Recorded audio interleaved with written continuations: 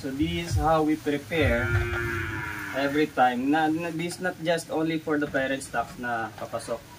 This every time we have a hatch, we do disinfection of every brooders that we are using.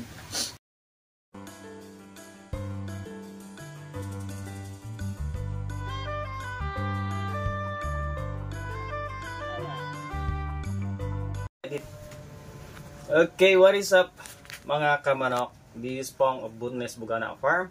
Alright, so today in preparation for our incoming parent stocks is be arriving tomorrow, April 22nd, right?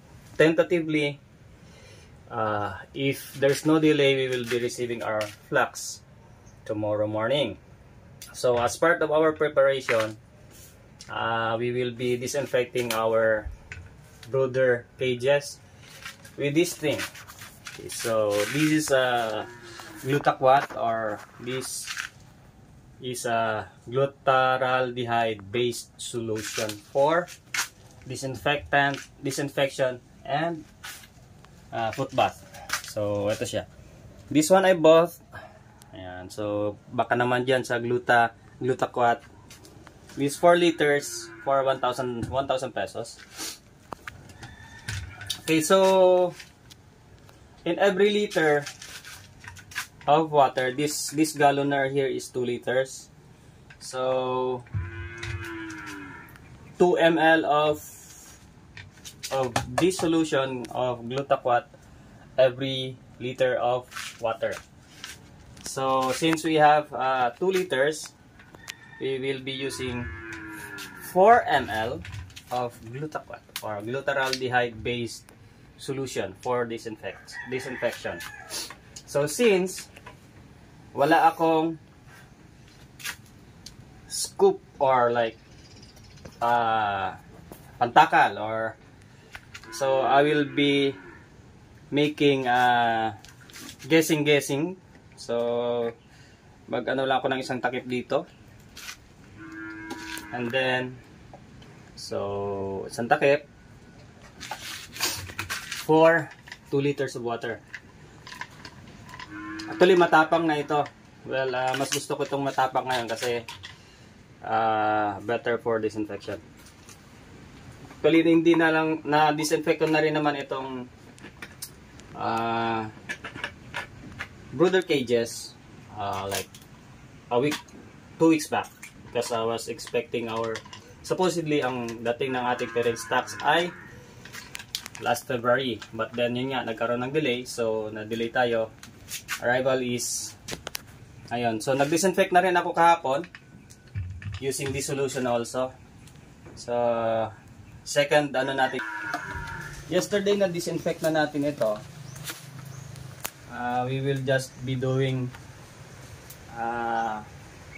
another spray para medyo mas safer yung ating parent stocks. Since parent stocks ito, mas better na tayo, no, na itutan natin ito lahat. Ulit mamaya disinfect ko din yung buong area para secured tayo.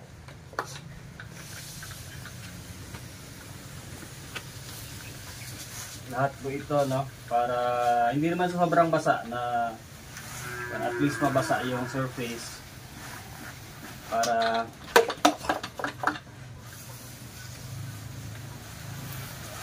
itong ating mga cages, mga 2 years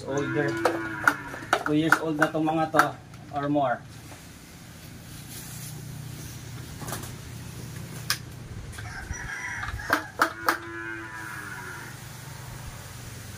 So pati yung floor.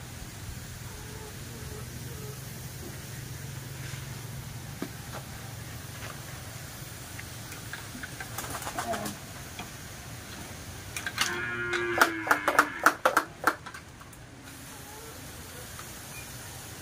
Wala may ano siya na basa.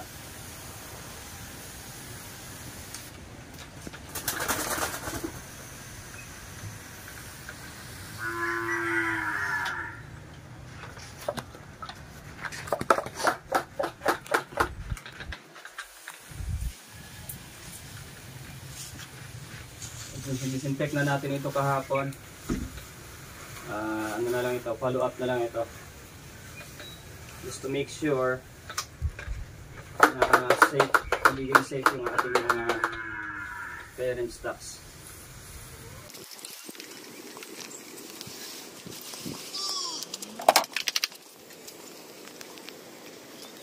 So this is how we prepare every time. This is not just only for the parent stocks na papasok. This every time we have a hatch, we do disinfection of every brooders that we are using. So because we are using the same brooder cages for our hatches. So lahat, every time, every hatch linis.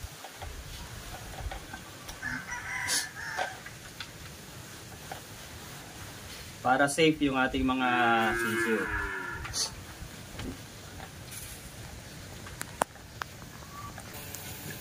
Okay, so yung area, kung may mga excess kayo, pwede nyo ring i-spray sa paikot.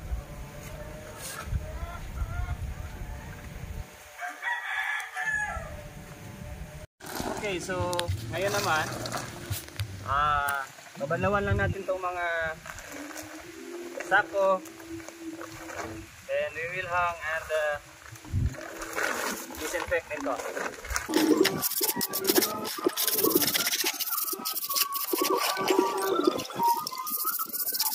Alright, so what is up? Ito, hapon na tayo. So set up na natin yung ating brooder. So galing na muna natin to. So itong mga galloners ay atin nang na ano to, disinfect na natin to kanina din. So this one is ready for use tomorrow. Okay, so ito lang ang ating feeders. Tigdalawa. So since 50 lang naman sila, tigdalawa is enough. Dadagdag na lang tayo kapag ano, kapag medyo lumalaki. Malaki na sila. So tara, set up tayo ng ating brooder cage.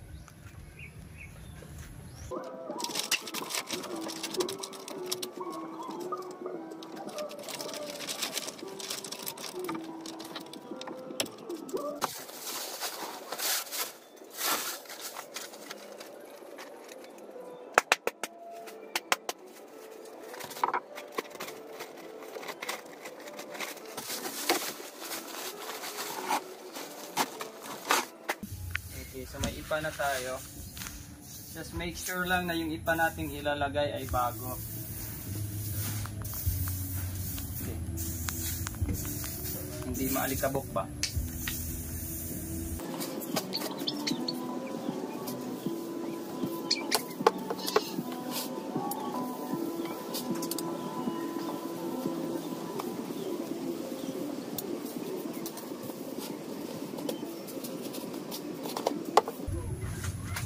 After natin maglagay ng dyaryo naman,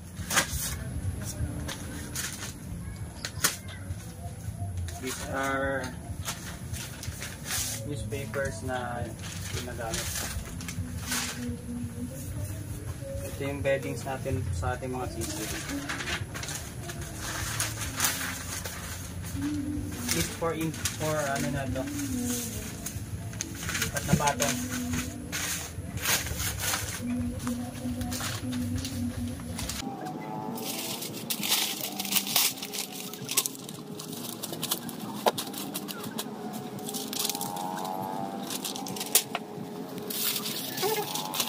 Tapos na po yung ating preparation ng ating brooder cage. Waiting na lang tayo sa arrival ng ating parent stocks tomorrow or maybe the next day pag may konting aberya. So balot na siya, lights are ready. Yan. And then set up na lang kung pagdating ng ating sasaksak na lang natin. So that's it muna sa ating video for today. This is Pong Butnes Bugana Farm, and thank you so much for watching. Bye.